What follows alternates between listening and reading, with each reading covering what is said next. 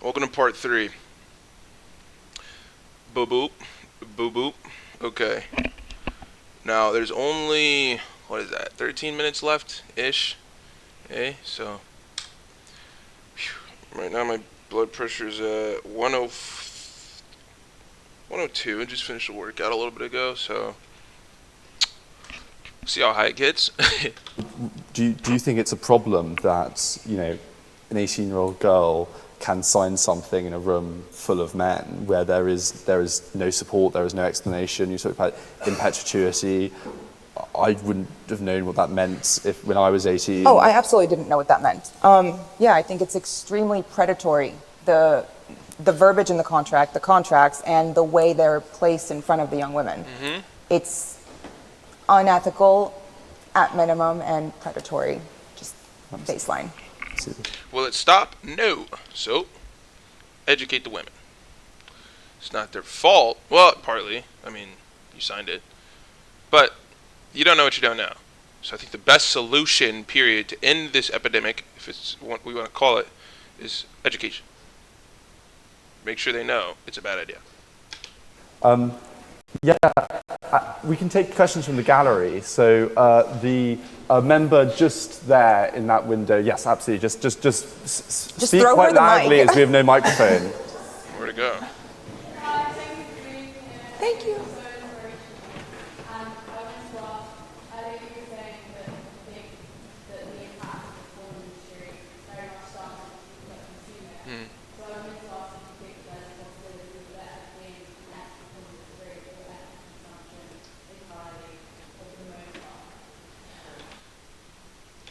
I really hope so.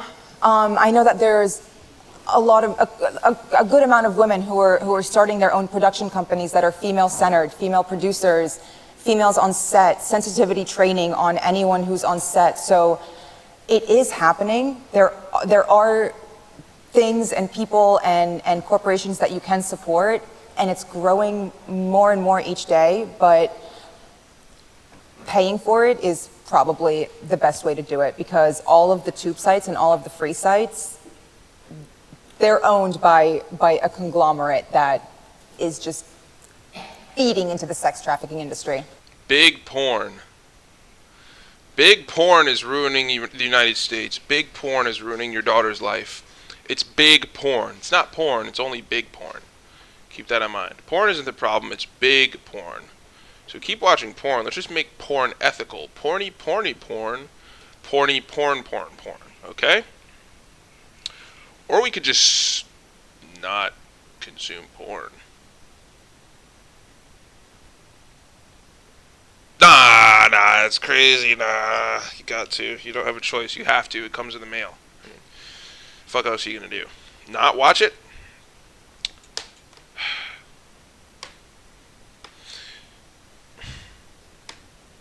Will big porn ever be eradicated? Probably not.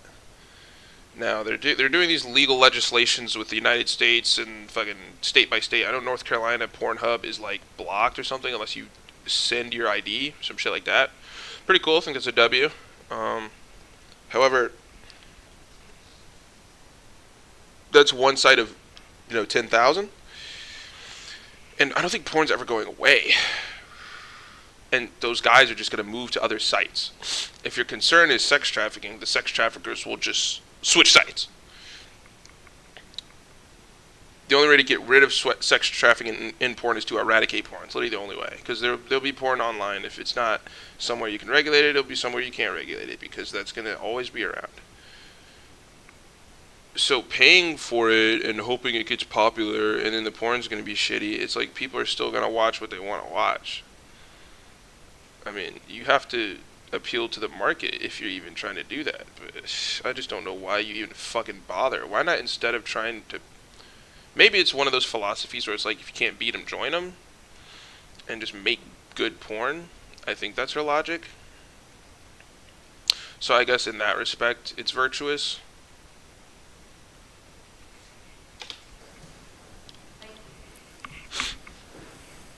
Yes, the member just there. Oh, so there's a microphone coming. How did he did it? Yes, the member just there. Oh, so there's a mic. Yes, the member just there. Oh, so there's a microphone coming. Just. Oh man, Oh, this is oh, so a wicked there's a outfit. microphone coming. So it looks like necklace, right? Yes, it's the member just Because there. when he gets up, Oh, so boom, that. So necklace, right? there's a microphone coming. Blazer, cargo pants, Jesus piece, beaded Jesus piece, wife beater, black, suit that doesn't fit, cargo pants. Gotta see the fucking shoes, dude.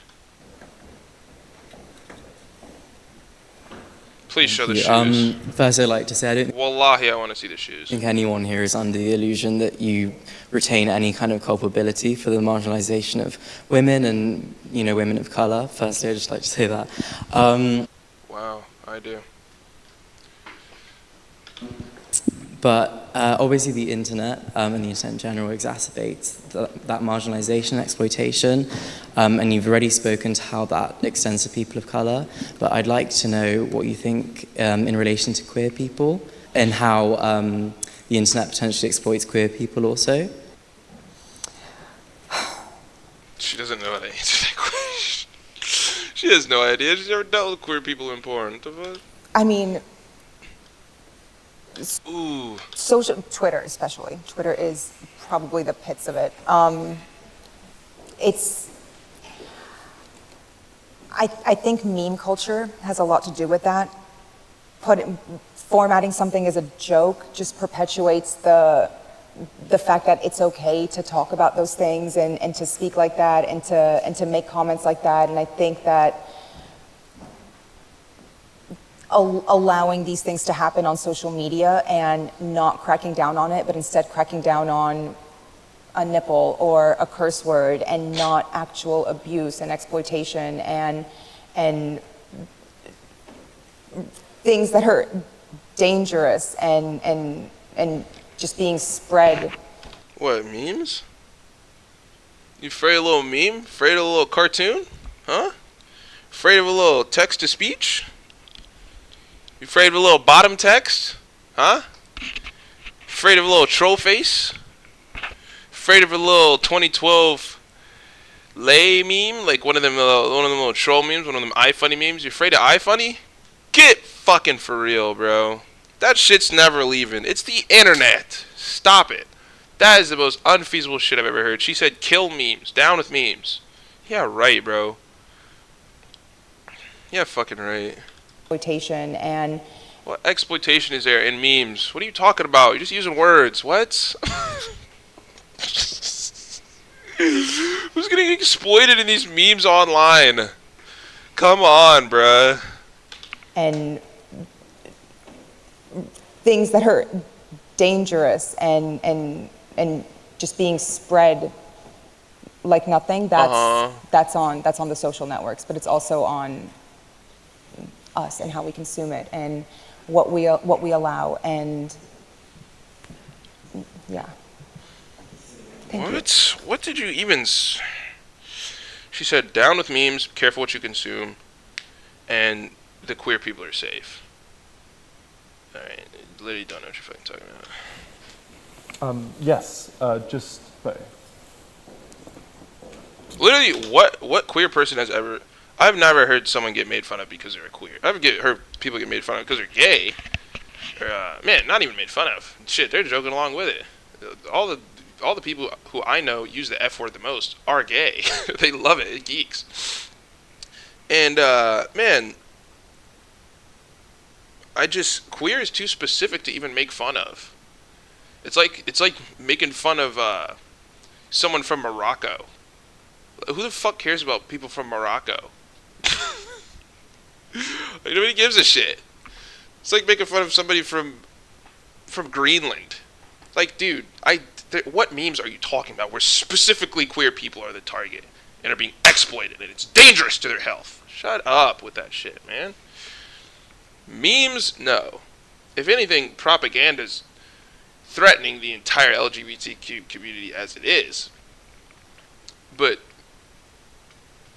memes against the Qs, get fucking for real, bro. Hi. You're really cool. I don't. So I really resonated with the idea of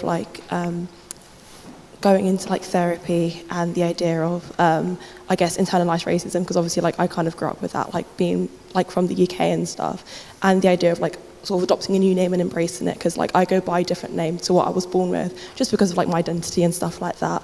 But so I really resonated with that, and it's a real feeling. So thank you for being able to platform that in a way that many people won't really empathize with because they never go through it. But my question is, how do you manage to stand your ground in a situation where you don't necessarily feel the most confident and stuff like that? Because when people ask me that question, I come across as really confident, really extroverted, everyone thinks that I am, but I'm always faking it until I make it, and I kind of want to grow out of that, because I don't want to just keep thinking that I've got to fight for my life every day. It would just be nice to genuinely just feel confident within my own judgment, as opposed to appearing as so I guess, how have you grown to be that sort of person that is able to do that, or at least appear to do so better than I would? I can almost guarantee she's going to say, I'm faking it till I'm making it too. Watch. I don't know. Yeah. Oh, no, but you're doing it right. You do have to fake it till you make it. When I'm standing my ground and exercising my boundaries and where they are, I'm like this. No. Knew it. See how I called that from a mile away? Listen, confidence is faking it till you make it. That's what it is. That's specifically what that is. It's fake that you're that guy until you are that guy. And now, I'm not talking about faking being someone else. I'm talking about maybe if you're scared to do something, fake like you're not, and then fucking do it. That's what I'm saying. I'm not saying act like you're a tough guy and then get your ass beat in a bar. It's not what I'm saying. Don't take this out of context. I think it's important to, if you've never done something, you just need to be confident that you could get it done. That's what I'm trying to say. And I think that's a good principle, and I think Mia Khalifa's real for that. I don't respect her. You gotta fake it till you make it. As soon as you're behind closed doors, you can let that out and really, really experience how terrifying that was. But the real confidence comes from knowing that you just went out of your comfort zone to say no, and it was fucking terrifying. But knowing you did that is where the confidence will grow, and then it's just a vicious cycle that gets easier and easier as it goes, of this getting just a little bit more calm each time. But it is scary every single time. That's my answer. Fake it till you fucking make it. Thank you. Okay, all right. Well, the mic's there. Do you have questions for her? One issue currently with the industry is that young children are exposed to pornography at quite a young age, 10, 12. What more do you think can be done to prevent this happening, and do you think enough is currently being done? Stop giving these 2-year-olds iPads.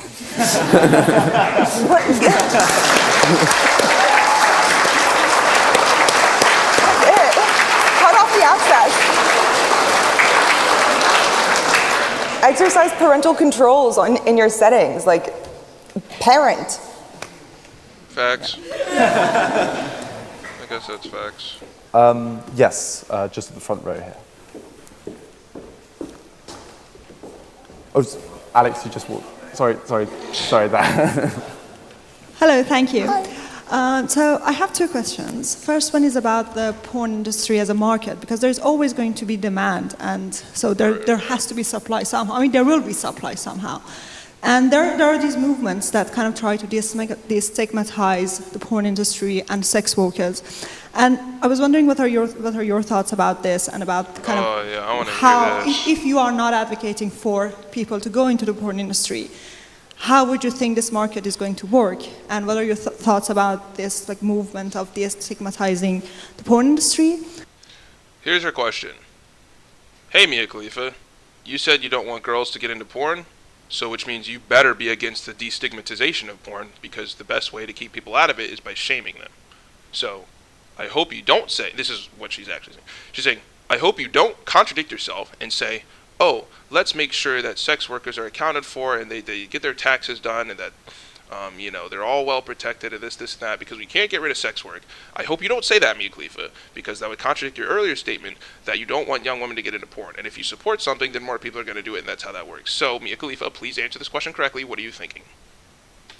And my second question is about male sex workers and male porn stars.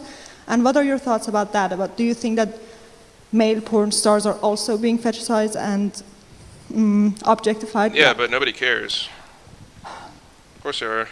My ADHD is so bad. I'm going to start with the second one because I remember it the most. I can repeat it. The destigmatization. I think that we can destigmatize it without also encouraging it. How?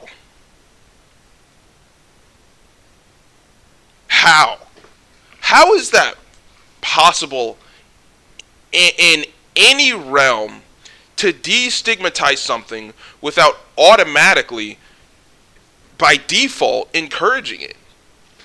If I go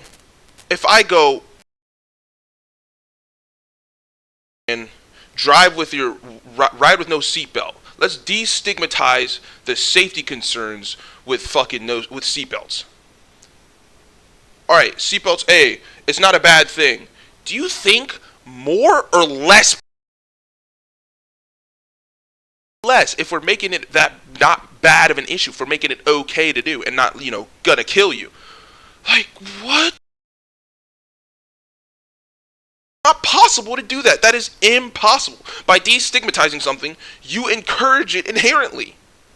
You inherently encourage it. That's what destigmatization is fucking for. That's what it is. Bro, I bet if we look up destigmatization, encouragement is almost in the definition. Almost. To remove shame or disgrace from. So if you remove shame or disgrace from something, what's stopping more people from doing it? Where is it? Where's Webster? Or Oxford?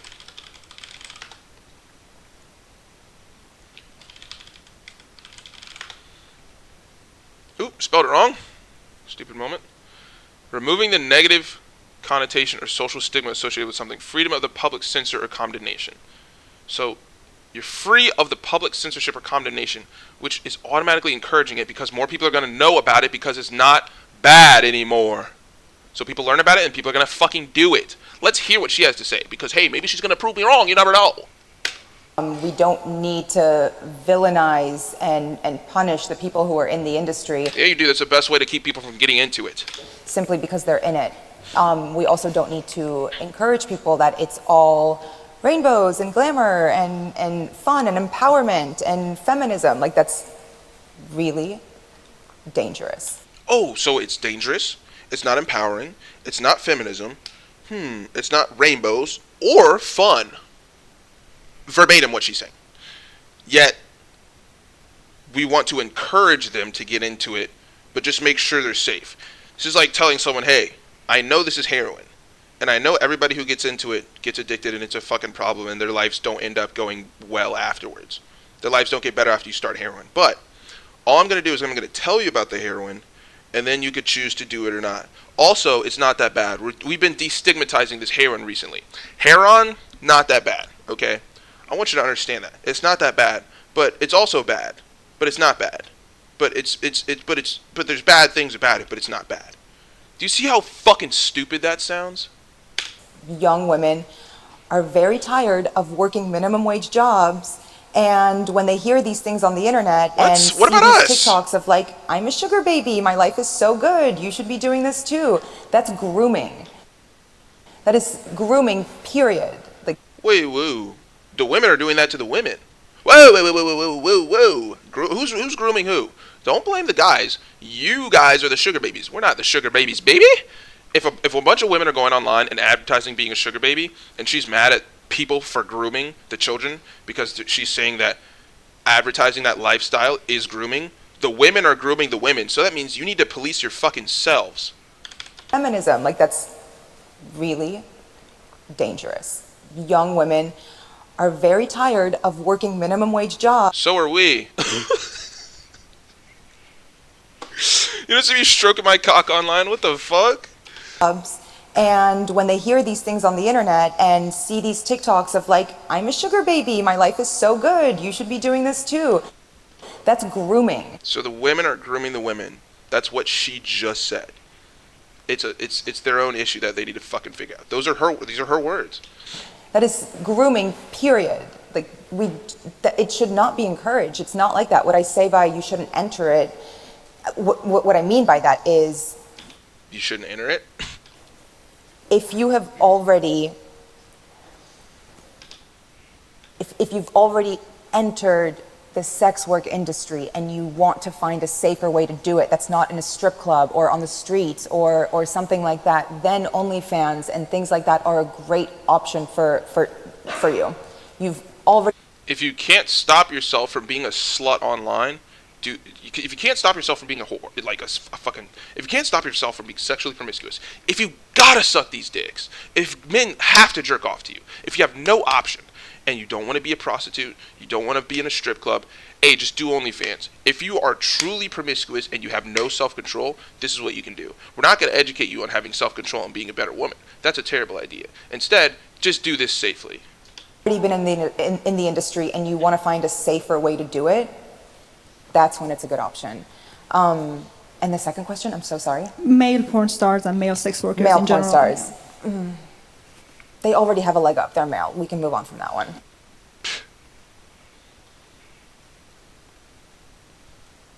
Really?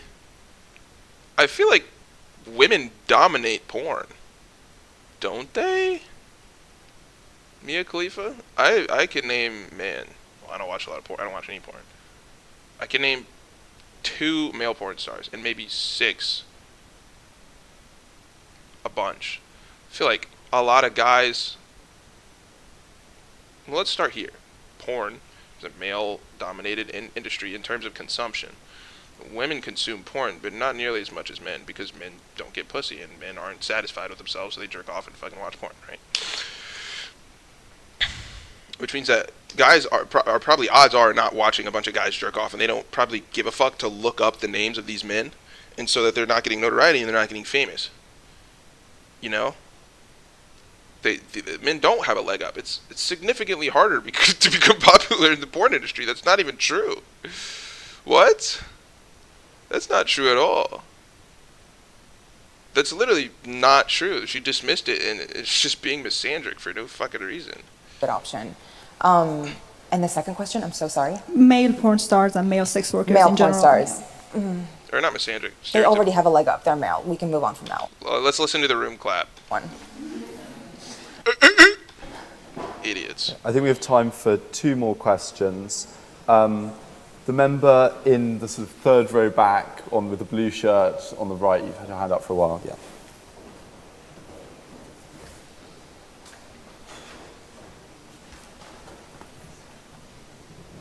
Thank you for the talk.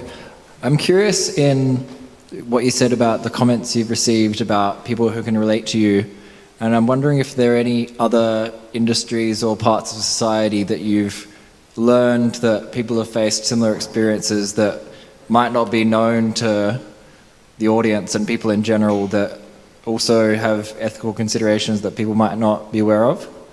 Very much so. I think that the contracts in the music industry are also predatory, and we see artists going to court against their record labels all the time. Taylor Swift was suing her, like, yes, and the more I started to talk about it, the more people saw that the parallels are very similar to so many things, and it's not just an issue in the porn industry. I think that we need to look at contract law as a whole.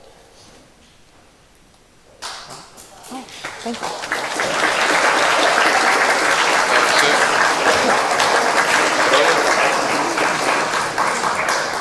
And yeah, the final question, the front row of the press bench. Hi Mia, we met earlier. So when we met, we talked about, well, you told me about growing up as a young Lebanese girl and how your childhood or your background affected. It's definitely a liberal school. This is the only guy here who works out. Holy shit. Alright, sorry, whatever. Yeah, we met earlier. So when we met, we talked about, well, you told me about growing up as a young Lebanese girl and how your childhood or your background affected your view on feminism. I did want to ask, but we didn't have time, but I did want to ask, how has your view on feminism, or like how has it changed since you were a child? Has it become more positive, or like how has it changed due to your experiences? Absolutely. I think that growing up, I was encouraged to be small and not take up space and do as I'm told. And as I've gotten older, my view of feminism kind of moved away from what it is for me, what it was for my culture, to what I believe it to be, which is an ever-evolving relationship with yourself and with women around you. I'm constantly learning from people around me, and I'm constantly learning more about myself. So that's feminism to me, keeping an open mind constantly and speaking with as many women as I can and hearing their stories, and yeah. And I think I speak for all women everywhere when we say we are really proud of you. Thank you. Jeez. I don't think so. I disagree.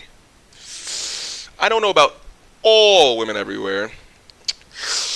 Ooh, that's a bold claim. That's what I'd like to call a tough generalization. All women, all women? Proud of Mia Khalifa? Her own father's not proud of her. Her own mother doesn't talk to her. Family's disappointed in her. She doesn't go to Christmas. Okay, and you're proud of her? Thank you. I appreciate it.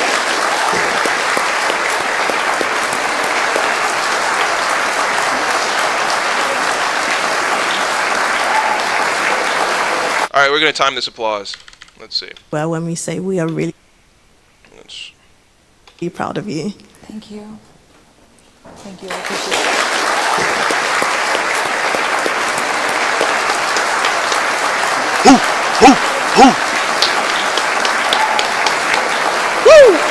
Hey. Mia Khalifa. Mia Khalifa. Ow. Yeah. Oh, Well, that was only 19 seconds.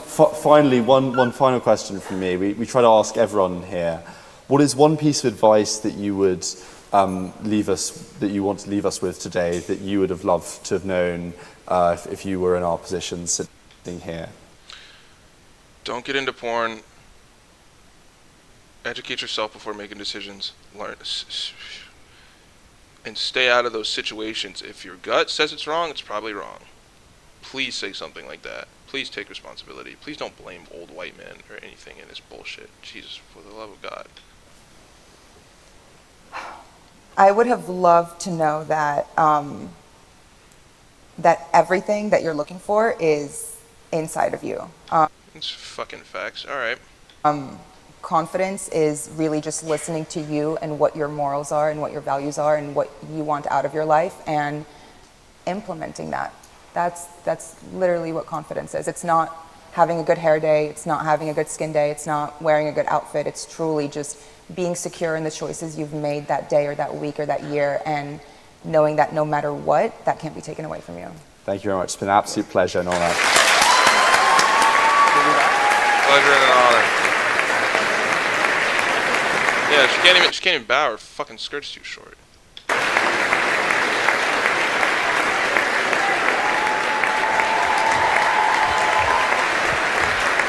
Oxford Union. Guess they just didn't have a speaker that week. Okay. Now, a couple of these comments. The fact that she's touted as a public figure and influencer, hilarious. W. It would have been better if you had shown some of her work to see some influence. Funny. Guys, relax. She has a PhD in something crazy. If Oxford Union was a stock, I'd be shorting hard right about now. I'm shocked to see, and just speechless, Oxford University. In Oxford University, strange world we live in. Oxford is for everyone. Hoping next time we'll invite Dr. Sand. Don't want to... Johnny Sands. Yeah, no, I don't want to know who that is. Absolute state of Oxford. Okay. So they finally released the whole library scene on YouTube. God damn it, only 5 likes. Alright. Finally got through that. What do you think?